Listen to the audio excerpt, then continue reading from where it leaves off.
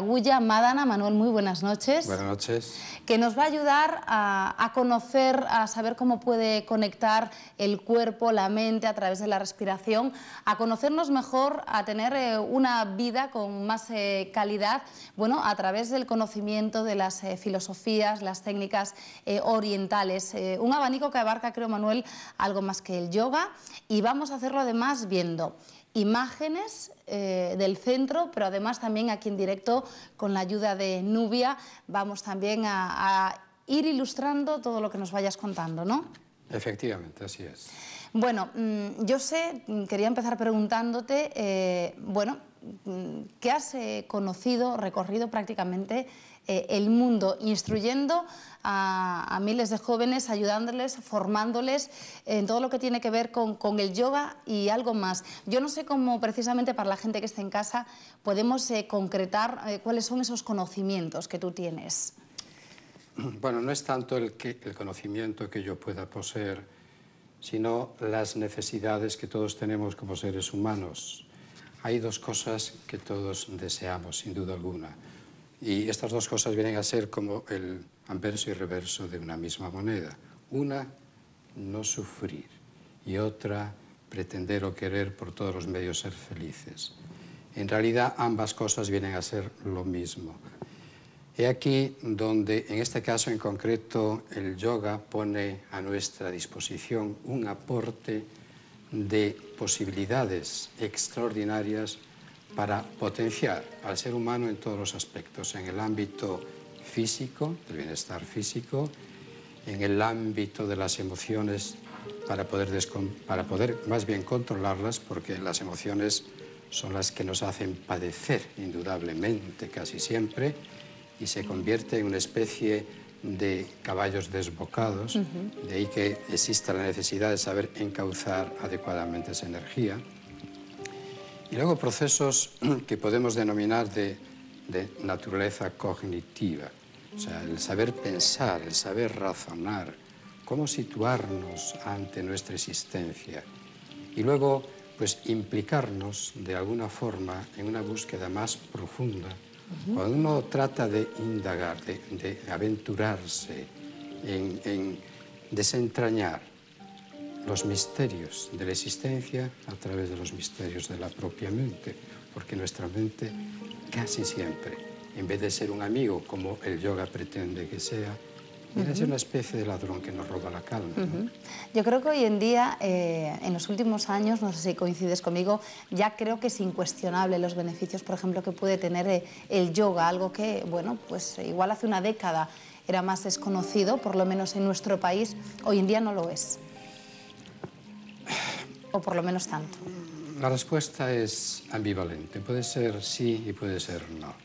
Es decir, hay muchos aspectos del yoga que están muy popularizados, pero viene a ser como el iceberg, el iceberg. Se ve, hay una parte visible y la parte más profunda, que es la invisible.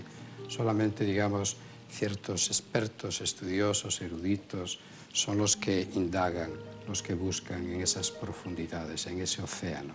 Es como aquí, pues podemos ver la ría, la superficie, pero sin embargo muy pocos van a las profundidades para entender y descubrir lo que ahí existe, ¿no? En este caso viene a ser lo mismo.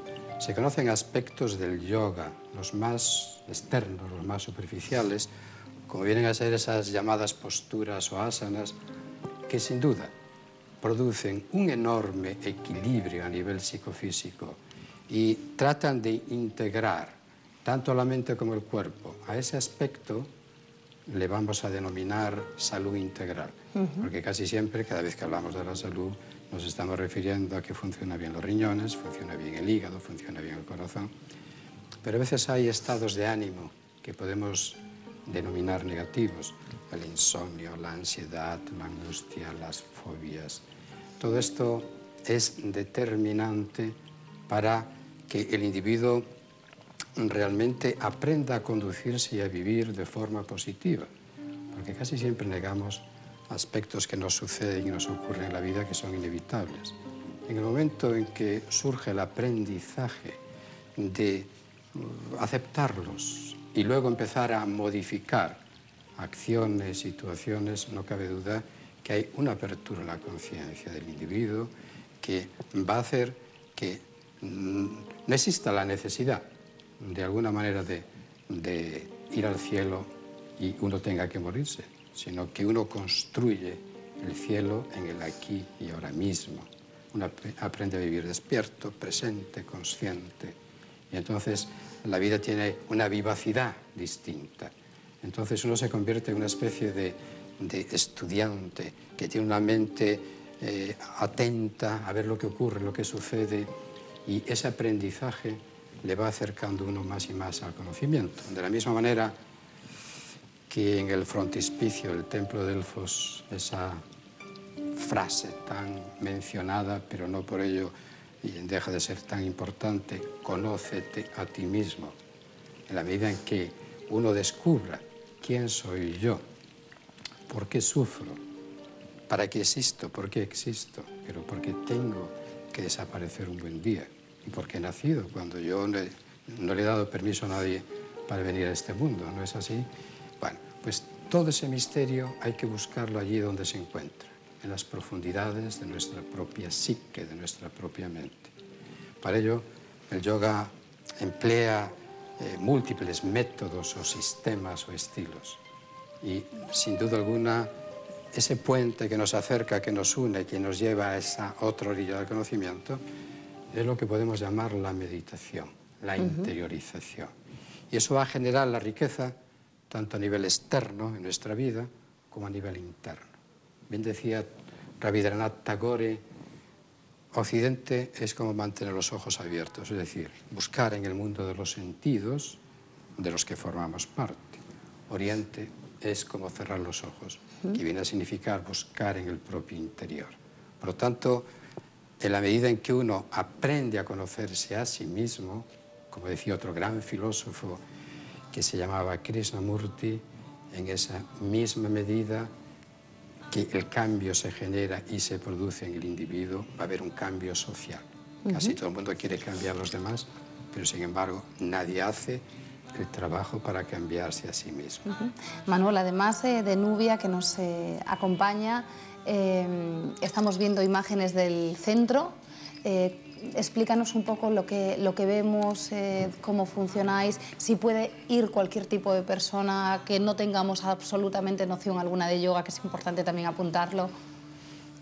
Por supuesto, el yoga es para todo aquel que tenga el deseo de aprender en todos los aspectos. Y no importa la edad, simplemente tiene que haber la necesidad, la intencionalidad o la intención de primeramente ponerse en contacto consigo mismo, que es lo que todos queremos y pretendemos. Hemos sido lanzados a este mundo, entonces nos vemos un poco perdidos, como una especie de cáscara en medio del océano. Entonces el yoga es el que nos dota de los elementos de navegación. Por lo tanto, desde un recién nacido hasta la edad más avanzada, uno puede practicar yoga, porque yoga es una actitud ante la vida, es un estilo de vida, es un modelo de existencia en el ser humano.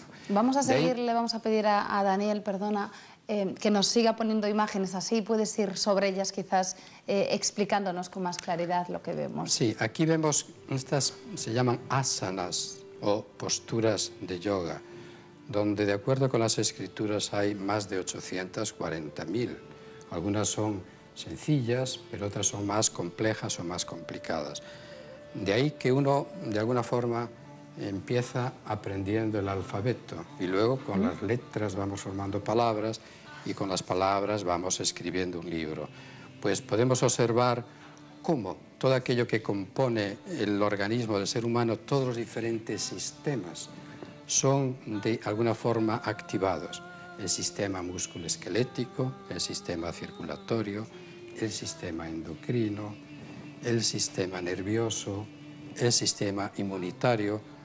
Todo ello, cuando uno pone en práctica estas posturas que se mantienen durante un periodo de tiempo determinado, o si es un yoga más vigoroso, pues hay movilidad, entonces empieza a apreciarse un cambio.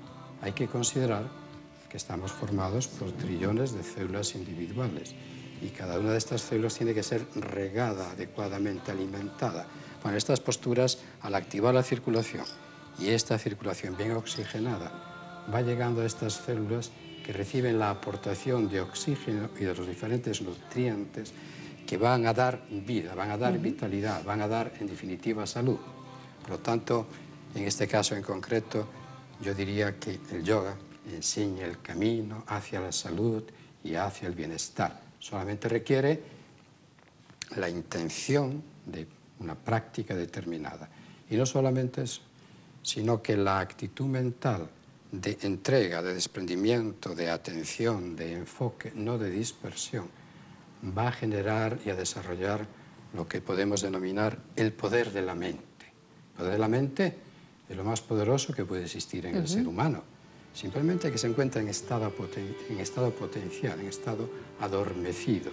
De ahí que el yoga genere esa ignición, ese despertar, y hace que el individuo tenga carisma, tenga eso que se llama personalidad, eso que se llama seguridad, eso que se llama estima personal, en definitiva, ¿no? Y hoy en día uno de los mayores problemas que tenemos, yo creo que muchísimos ciudadanos, me comentabas antes, por ejemplo, el tema del insomnio. Me decía a mí una doctora recientemente, bueno, que cuando uno llega muy tarde a casa, después de todo el día trabajando, pensando que a veces el cuerpo no sabe o le cuesta bastante pues, desconectar, ¿no? Por ejemplo, a mí me cuesta muchísimo obviamente el dormir. Estrés, claro, empieza a ser reconocido después de 70 años ahora, básicamente, porque lo que estamos haciendo es activar constantemente el sistema nervioso llamado simpático, que nos lleva a la acción, que nos lleva al movimiento.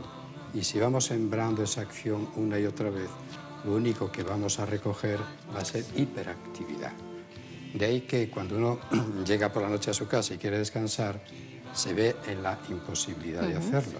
Para ello, he aquí la necesidad de contraponer a esa hiperactividad constante y continuada que en momentos determinados es necesario para poner en marcha el funcionamiento de nuestra existencia, enfrentarnos a situaciones en nuestra vida cotidiana, en nuestro trabajo, etc.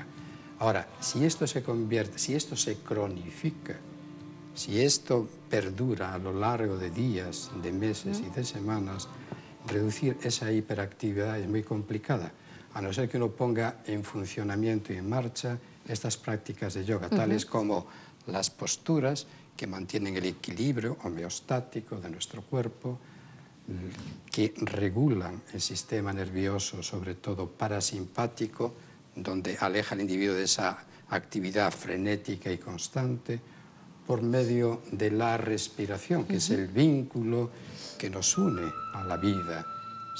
La respiración profunda, constante, continuada, cómoda, agradable, diafragmática, se va a ver reflejada fundamentalmente en la corteza cerebral. Y entonces ese área del cerebro va a decir, ah, qué bien estoy, cómo me alegro que me hagas esta visita, y así va a desarrollarse los estados de atención y de concentración. Y la inquietud, la ansiedad, la angustia, que significa angostura, estrechez, esa es la angustia. Entonces vamos dejando espacio para que la mente se expansione y esa angustia tiende a desaparecer. Y si métodos de respiración que el yoga propugna para este bienestar psicofísico van siendo acompañados por métodos de relajación y de meditación, ahí vamos a encontrar a un individuo equilibrado. Lo que requiere nuestra sociedad es el equilibrio. Ese equilibrio lo estamos perdiendo porque vamos en pos de un movimiento constante hacia el exterior y hacia el mundo material. No digo que esto sea malo, pero no es lo único, porque entonces el ser humano está perdiéndose a sí mismo. Hay que recuperarse a sí mismo. Y esa recuperación pasa por ciertos niveles o estados de transformación en una búsqueda, yo diría que más interna. Y todas estas posturas, como las que Nubia está llevando a cabo ahora, podemos observar la quietud que a veces va a quedar reflejada en el sistema nervioso. Con lo cual la inquietud, la falta de quietud, va a quedar fuera de todo punto en nuestra existencia.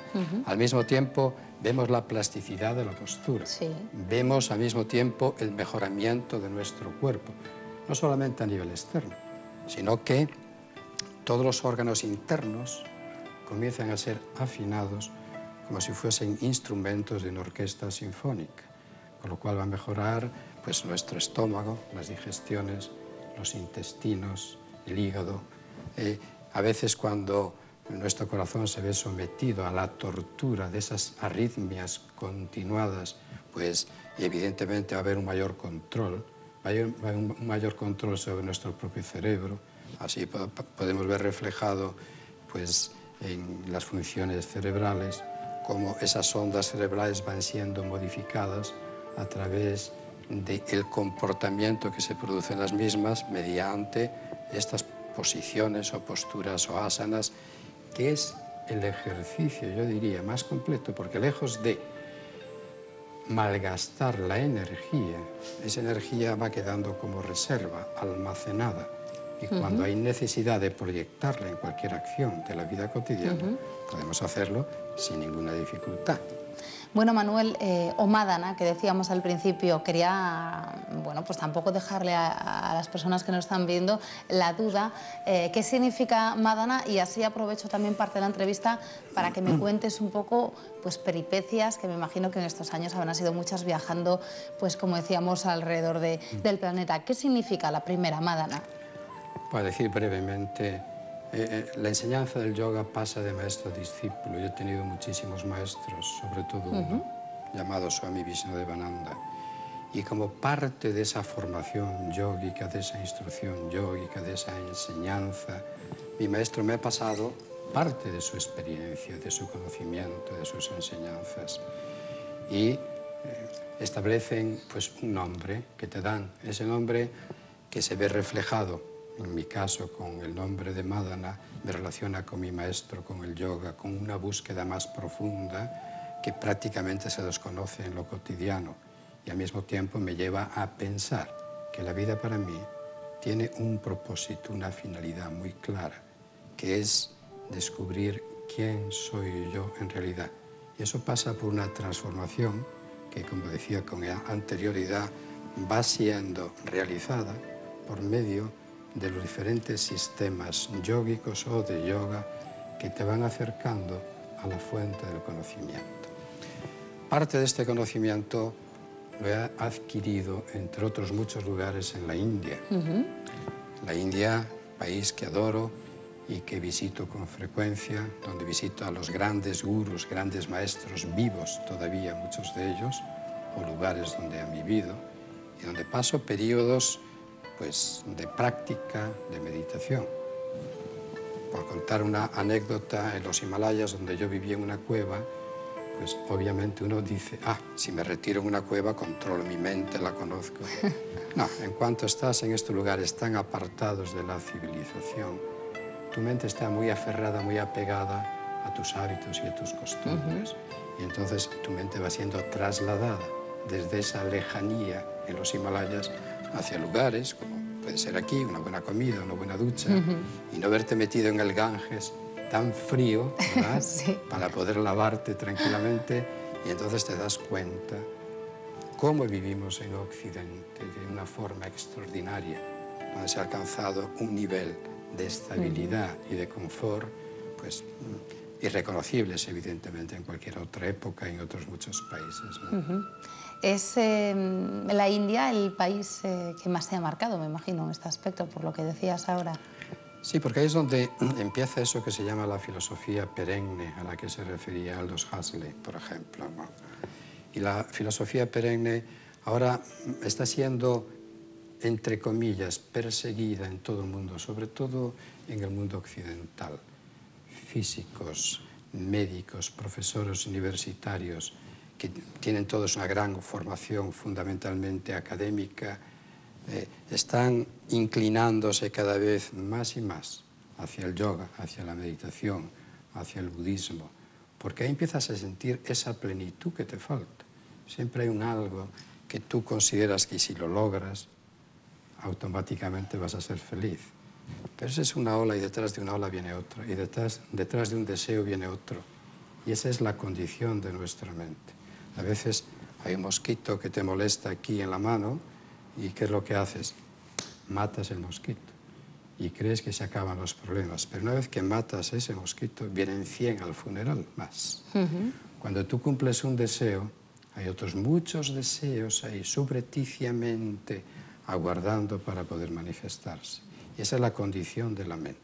Cuando uno aprende a observar la mente y a entenderla, descubre cuál es la perfección de su verdadera naturaleza, de su verdadero yo. Y este es el compromiso que yo tengo fundamentalmente conmigo mismo.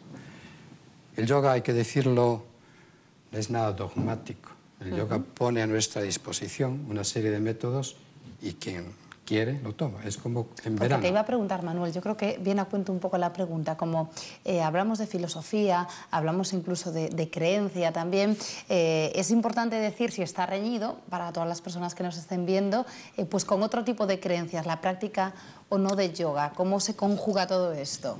Bueno, aquí había que entrar un poquito en lo que se llama la filosofía de la religión, o la filosofía de la ciencia y la filosofía de la mente. En un mundo tan heterogéneo, ¿no? Para nada entra en el ámbito de las creencias. Las creencias son respetables porque va a depender un poquito del desarrollo y la cultura donde el individuo haya ido creciendo. Y eso va a configurar una construcción de pensamiento determinado, lo cual va a generar unas creencias. Y todas las creencias son respetables, independientemente de la inclinación, en este caso, que uno pueda tener religiosa. Pero aquí cuando hablamos de espiritualidad, la espiritualidad está abierta a todo el mundo independientemente de sus creencias. Y para nada existe una institución configurada que marque un camino a seguir. Tú tienes que seguir este camino. Solamente el agua que existe en tal lugar va a saciar tu sed. El agua existe en todos los sitios y lo puedes llamar de muchas maneras. Solamente cuando bebes el agua, independientemente de donde sea, va a saciar tu sed. Exactamente igual. En este caso, esta filosofía del yoga está fundamentada en la experiencia directa, no en la creencia de algo o de alguien. No requiere de intermediarios. Dios está aquí o está allá y por lo tanto, si sigues tal vía o tal camino, lo vas a ver. No hay intermediarios, porque esa experiencia directa es la que te hace descubrir en ti mismo y contigo mismo lo que tú en realidad buscas y al final es en lo que crees. No hay imposición hacia nadie, no hay imposición de normas, de reglas. Simplemente a tu disposición se van a poner una serie de principios o de métodos que tú puedes seguirlos o no. Evidentemente, hay un diagnóstico en el ser humano. El ser humano sufre y está limitado. Nace, crece, decae, muere. Ese es el diagnóstico. La pregunta sería en este caso, ¿cuál es la causa de todo ello? ¿Y qué medicación podemos aplicar? En este caso, los orientalistas fundamentalmente dicen, ante eso, ante el dolor, ante el sufrimiento, ante la propia muerte, que el ser humano quiere perpetuarse y ser inmortal, existe esto. El descubrimiento de ti mismo a través de la transformación de tu mente, que te va a llevar a un nivel de conciencia desconocido. De la misma forma que cuando sueñas crees que eso es real, pero cuando te despiertas esa realidad del sueño se desvanece, también te dicen que este momento que tú crees muy real, automáticamente ese otro salto de la conciencia que todavía la neurociencia trata de descubrir el porqué a través del estudio del cerebro. En este caso, esos grandes eruditos y filósofos y conocedores de la mente lo descubren en sí mismo. Por lo tanto, Cristóbal Colón descubrió América, no inventó América, descubrió lo que ya existía. Ramón y Cajal descubrió el funcionamiento de la célula. No inventó lo que ya existe, ¿verdad? Newton, lo mismo, la ley de la gravedad. Bueno, pues estos grandes yogis, estos grandes maestros, no han inventado estos estados de conciencia a los que yo me refiero, los han experimentado. Y es lo que dan a conocer mediante esta metodología de extraordinario valor y abierta a todos, absolutamente a todos, independientemente de su credo, de su religión, de su sexo, de su nacionalidad. Era importante apuntarlo también. Nos queda un minuto, Manuel. No sé con qué te gustaría terminar, si contando un poco... Bueno, muchísimas gracias, por supuesto, a Nubia, que está todo el programa, que no ha parado un momento, con un nombre, por cierto, precioso. Dinos bueno, qué plegaríamos. Nubia, hay que ver, antes no era incapaz de practicar cuando ella comenzó, y a través de una práctica durante un tiempo determinado, pues así tiene... esa figura que tiene gracias al yoga, entre otras razones. Y luego estas prácticas pues le permiten... A mí ya me has ganado, Manuel, con lo que has dicho ahora. Bueno, esto es... lo extiendo evidentemente a quien presenta el programa. Pero es cierto que sí. Pero no cabe duda que la columna vertebral, que es el eje del cuerpo, tiene que estar movible, flexible, bien articulada. De ahí que cuando se generan múltiples alteraciones, también a nivel articular, bueno, pues esto puede o bien disminuir o puede ni aparecer tan siquiera, cuando a lo largo de tu vida vas movilizando todo aquello que requiere ni más ni menos un comportamiento de acción, de movilidad, de ejercicio. Y por otro lado, simplemente uno debe mantener o debe tener la experiencia directa de una práctica de yoga, de una clase de yoga. Para Todos terminar, aquellos Manuel, que nos escuchan pues se acercan al Centro de Yoga Sananda. Si me permites, doy la dirección. sí, en Progreso, ¿no? Progreso 22 tercero. Y entonces 1 gramo de práctica vale más que toneladas de teoría. Bueno, pues hemos tenido una mezcla de teoría y práctica en este programa. Ha sido un auténtico placer. Manuel, muchísimas gracias por estar aquí en directo contándonos todo esto tan interesante. Y como decía antes, a Nubia, que ha estado sin parar también. Gracias, Nubia. Bueno, pues a vosotros muchísimas gracias por acompañarnos. Yo creo que hoy vamos a irnos para cama un poco más tranquilos o a recapacitar un poco. Mañana volvemos aquí a Plató Abierto, jueves ya, así que nosotros terminamos mañana semana así de rápido. Un hola y adiós, chao.